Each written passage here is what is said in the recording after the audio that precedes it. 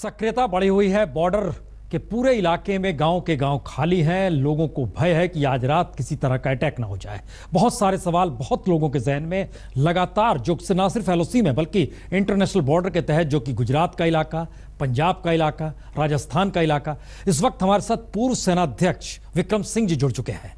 विक्रम सिंह जी, एक सवाल हर जहन में है कि सर्जिकल अटैक के बाद अब जो लाइन ऑफ कंट्रोल से लेकर इंटरनेशनल बॉर्डर तक के बीच जो स्थिति लगातार बनी हुई है और जो सेना की सक्रियता है, वो किस बात का अंदेशा दे रही है? क्या किसी अटैक का खतरा है या तैयारी है?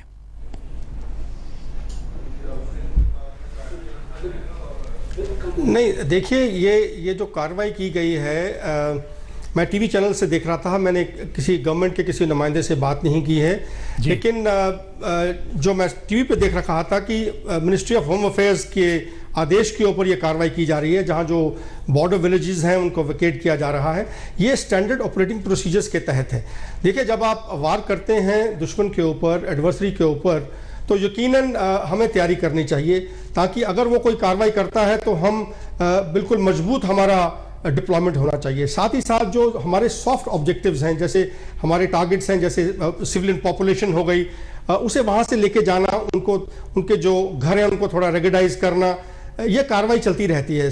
जो होम गार्ड है, जो सिविल डिफेंस हैं, वो थोड़े आगे आ जाते हैं, तो ये कार्रवाई करनी पड़ती है और ये निहायत ज़रूरी है। ये प्रिकॉशनरी मेजर्स हैं जो स्टैंडर्ड ऑपरेटिंग प्रोसीजर के तहत हैं।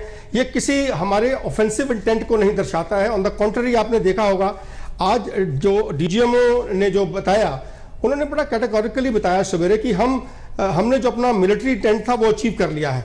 हमने ऑपरेशन अभी कॉल ऑफ कर दिए हैं और इसके बाद में हम जो आपने सुना कि हम तैयारी रखेंगे।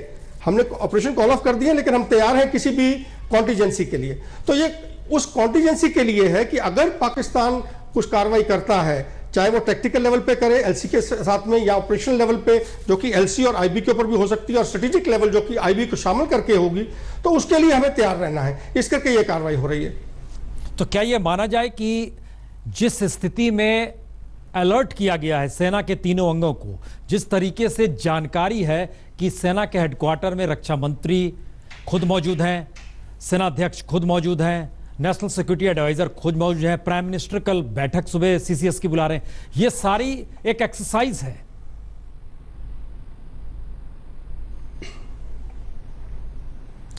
देखिए, जब ऐसे हादसे होते हैं और खास तौर पे तब जबकि आपने अपना पॉलिटिकल इंटेंट बता दिया है, तो याद रखें जो मुल्क हैं, जो नेशंस हैं, जो देश हैं, वो पोस्चरिंग करते हैं।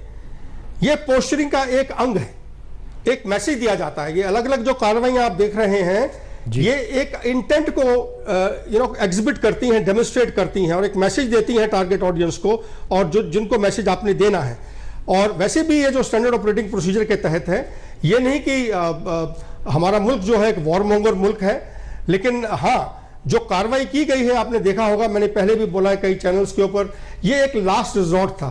ये सर के ऊपर से पानी निकल चुका था, और ये पॉलिटिकल विल जो डेमोन्स्ट्रेट की गई है, ये एक लास्ट रिजॉर्ट है नेशन के लिए। ये हमारा जो एक लिमिट था टॉलरेशन का, उसे ब्रीच कर दिया गया है। उड़ी ने ब्रीच कर दिया उसे, और हमारा देश चाहता था, हमारी जो नेशन है, हमारे जो हमारी आवाम है, जो हमारा मुल्क है, हमारे साथी हैं, देशवासी हैं, वो चाहते थे कि हम कोई कार्रवाई करें। तो उसके तहत बोलने के बाद, अनाउंसमेंट करने के बाद, जो बोला था पहले, उठाया। आपका बहुत बहुत शुक्रिया। दो सवाल आपने बड़े महत्वपूर्ण उठाए। लास्ट रिसोर्ट उठाया गया और पॉलिटिकल विल इस दौर में निकल गया है। तो आइए इसी पर देखते हैं हम अपना खास कार्यक्रम विशेष।